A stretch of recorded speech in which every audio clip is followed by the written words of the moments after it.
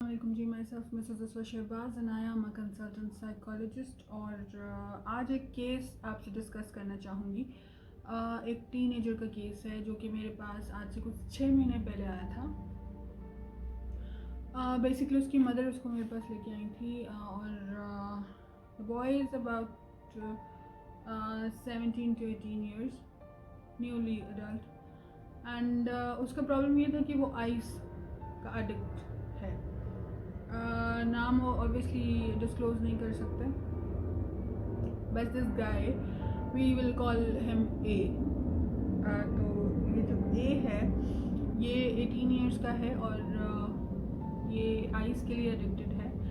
और अनफॉर्चुनेटली हमारे कंट्री में आइस बहुत ज़्यादा पहले जो है वो इन नहीं था, फेमस नहीं था, लोगों को उसके बारे में नहीं पता था। हेरोइन या जो मैरिजुआना है या कैनबीज़ है, इसके बारे में अवेयरनेस लोगों को थी। इनके उर्दू नाम चर्स और हेरोइन ही है। लेकिन आइस के बारे में जो है, स्वीट नेम इसका आइस है, एफिड्रेन हम इसको कहते हैं, के बारे में लोगों को बहुत ज़्यादा अवेयरनेस नहीं थी इससे पहले।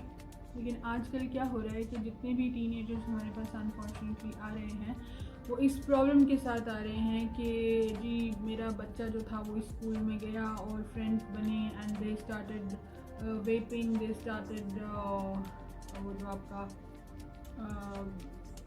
हुक्का है एंड स्मोकिंग है एंड जो शीशा है, इस तरह की चीज़ें हैं। एंड देन उसके बाद जो है फ्रेंड्स, एक दिन कोई पार्टी थी तो उसने बताया कि मुझे एक फ्रेंड ने कहा कि ये बड़ी अच्छी चीज़ है, इसके बाद तुम्हें पूरा दिन 2-3 दिन नींद नहीं आएगी क्योंकि हमारा एग्ज़ाम है, तो हम इसको ये ट्राई करते हैं।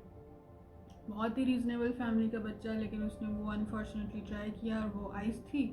और उसके बाद जो है वो उस चीज़ के लिए आइस के बारे में इंट्रोडक्शन आपको थोड़ा सा दे देती थी। बहुत ज़्यादा जो है फेमस नहीं थी, पिछले 2-3 सालों में बहुत ज़्यादा फेमस हो गई है ये हमारे टीनेजर्स में और अडल्ट्स में, क्योंकि for the sake of fashion या पार्टीज़ में ये चीज़ चलती है और बच्चे जो हैं बड़े शौक से इसकी तरफ अट्रैक्ट हो रहे हैं।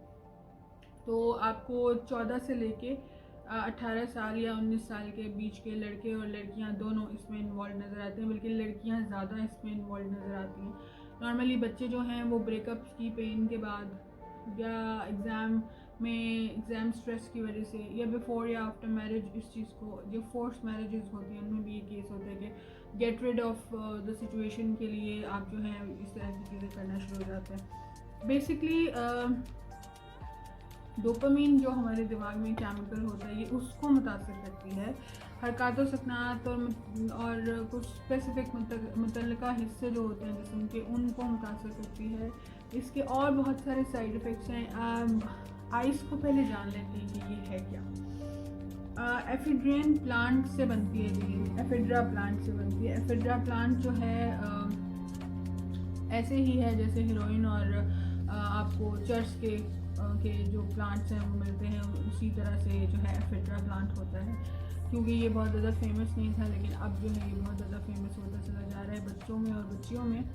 और इसके साइड इफ़ेक्ट्स ये हैं कि जब आप फर्स्ट टाइम इसको करते हैं तो ये बहुत अच्छी लगती है आपको, बहुत आपको सूदिंग इफ़ेक्ट आता है, यू नो, हेवनली इफ़ेक्ट आपको आएगा इससे।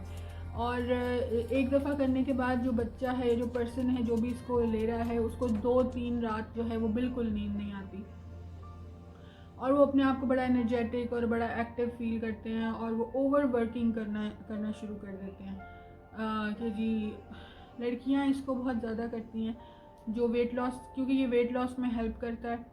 वेट लॉस में इस तरह से हेल्प करता है कि जब आप, जो बच्चियां वर्कआउट करती हैं, जिम्स जाती हैं, तो वर्कआउट के दौरान वो अगर ये चीज़ कर रही हैं तो उनको फिर एफर्ट फील नहीं होता बॉडी में, किसी तरह का वर्कआउट का प्रेशर फील नहीं होता, तो वो 1 घंटे के बजाय 4-4 घंटे वर्कआउट करती हैं। उसकी वजह से आपका जो है वो वेट लॉस होता है।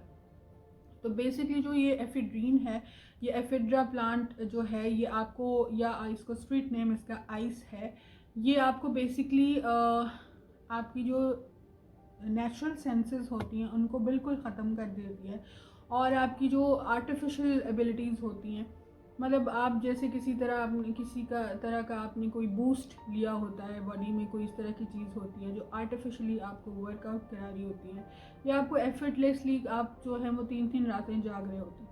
सडनली क्या होता है कि 3 रातों के फ़ौरन बाद फिर इनको 3-4-5 दिन के लिए नींद आती है, कंटिन्यूसली नींद आती है। खाना खाएंगे सो जाएंगे, खाना खाएंगे सो जाएंगे, खाना खाएंगे सो जाएंगे, ये एक चीज़ इनके साथ होती है। दूसरा, आफ्टर क्रैश, जब इसका क्रैश स्टार्ट होता है, जब आपको पता चलता है कि जब आप बिल्कुल, वो कहते हैं ना, जब आप ज़मीन पे आते हैं, नशा उतर जाता है, हैंगओवर उतर जाता है, उसके बाद जिसके साइड इफ़ेक्ट्स होते हैं उनमें मेजर साइड इफ़ेक्ट्स में जो है इसके रिप्लेस होते हैं। मतलब आप बहुत ज़्यादा जो है वो अजीब सिचुएशन, फिजिकल सिचुएशन बहुत ज़्यादा अजीब हो जाती है, स्ट्रबननेस बहुत ज़्यादा आ जाती है, इरिटेबिलिटी बहुत ज़्यादा आ जाती है, बॉडी में जर्क्स फील होना, हाथों की शिवरिंग होना, या आपको चलते फिरते जो है वो ज़मीन का घूमते हुए नज़र आना, इस तरह की चीज़ बहुत ज़्यादा कॉमन है। मसल ट्विच जो है बड़ा कॉमन इसका एक फैक्टर है। फिर उसके बाद माउथ के जो मसल्स हैं, फेस के जो मसल्स हैं, उनमें इरिटेबिलिटी या स्ट्रेच होना उनका बार बार, ये बड़ा एक कॉमन सा। बॉडी का पोस्चर आपका चेंज हो जाता है। आइस करने वाला बच्चा जो है नॉर्मली अगर इस तरह से बैठा हुआ तो आइस जो उसकी बॉडी लैंग्वेज हमें समझ आ जाती है। उसकी बॉडी लैंग्वेज बिल्कुल यूँ हंच्ड बॉडी होती है, क्योंकि बिल्कुल आपके अंदर वो जो है वो स्टिफनेस बॉडी के अंदर नहीं होती, आप उसको फील नहीं कर पाते हैं। सेकेंडली, अवे फ्रॉम रियलिटी, क्योंकि लोगों को ये लगता है कि इसकी वजह से हमें रियलिटी, अगर फॉर एग्ज़ाम्पल आप बाहरी दुनिया में या आप सोशल प्रेशर को बर्दाश्त नहीं कर सकते हैं, तो उसकी वजह से फिर अवे फ्रॉम रियलिटी के लिए भी लोग इसको यूज़ करते हैं जी, कि हमें रियलिटी के करीब जाना ना पड़े, वो फियर्स या वो जो वेंचर्स हैं वो हमें फील ना हों, उसकी वजह से गेट अवे के लिए भी ये यूज़ करते हैं। ट्रीटमेंट में मरीज़ डिफरेंट तरीके के होते हैं, किसी भी एडिक्शन के मरीज़ डिफरेंट तरीके के होते हैं, हमें ये पता लगाना होता है फर्स्ट ऑफ ऑल। एक तो एडिक्शन का मरीज़, कोई भी एडिक्शन है आपकी, सब्सटेंस की एडिक्शन है, लिक्विड की एडिक्शन है, किसी तरह की पॉर्न एडिक्शन है, सेक्सुअल एडिक्शन है, कोई भी तरह की जो एडिक्शन है, बाकी जो जितने भी हमारे डिसऑर्डर्स हैं उसके अंदर हम पेशेंट को अगर फैमिली लेके आ रही है, अटेंडेंट्स लेके आ रहे हैं, तो उसमें 80% चांसेस होते हैं कि पेशेंट ट्रीट हो जाए, क्योंकि वो ऐसा एज सच किसी चीज़ के साथ एडिक्टेड नहीं होता। लेकिन अगर आप किसी एडिक्शन के पेशेंट को लेके आ रहे हैं तो उसमें 100% जो है पेशेंट का कंसेंट बहुत ज़रूरी है। जब अगर ऐसे ट्रीटमेंट में ये चीज़ बहुत मैटर करती है कि फॉर एग्जांपल अगर एक फैमिली अपने पेशेंट को उठा के लेके आई है, अपने बच्चे को, जी चलो तुम्हारा नशा छुड़वाना है, और दूसरी फैमिली के साथ बच्चा खुद आया है, या पर्सन खुद आया है, या पेशेंट खुद आया है एडिक्शन का, कि जी मुझे अभी इसको छोड़ना है, तो ये इसका क्या तरीका है, दोनों में डिफरेंस है। जो खुद आया है उसकी ट्रीटमेंट पॉसिबल है, जो खुद नहीं आया वो अगर for the sake of family कोई गिल्ट उसको दे दिया जाए, कोई ऐसी चीज़, वो ट्रीट हो जाएगा 6 महीने के लिए, लेकिन जैसे ही वो रिहेबिलिटेशन सेंटर से बाहर निकलेगा वो दोबारा से वो चीज़ें करना शुरू करेगा, क्योंकि वो इंटरनली कंसेंटेड ही नहीं था। ये एक फोर्स मैरिज वाली चीज़ है। ये जो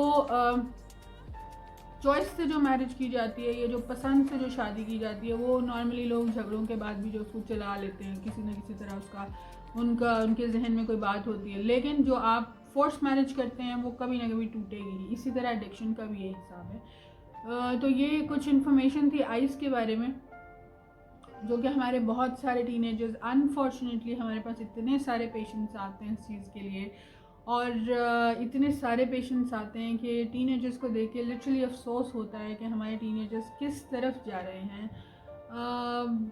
पता नहीं ये कौन लोग हैं जो ये चीज़ें स्प्रेड करते हैं। We should hang this mafia basically. इस चीज़ को रोकने की बहुत ज़रूरत है। अगर हम हाई लेवल्स पे अपनी हेल्प नहीं कर सकते हैं, एटलीस्ट अपने बच्चों के ऊपर चेक एंड बैलेंस रखें।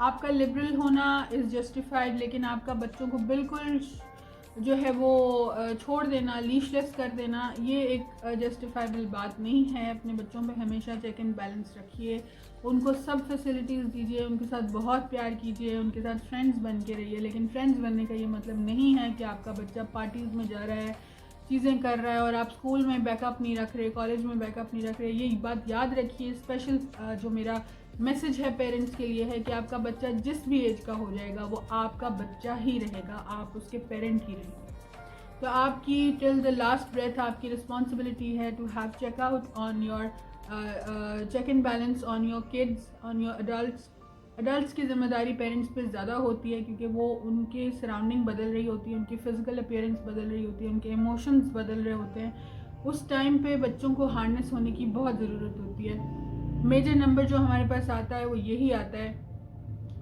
14 से 18 ईयर्स के बीच के बच्चे आते हैं जो कि आइस कर रहे हैं, जो इस तरह की चीज़ें करें। Please do take care of your kids, your adults, and check and balance ज़रूर रखिए। Thank you very much for watching my video. I hope इसने आपको हेल्प किया होगा। Do subscribe, do like my videos, and please spread these videos for the wellness of your society, your homeland. Thank you very much. See you.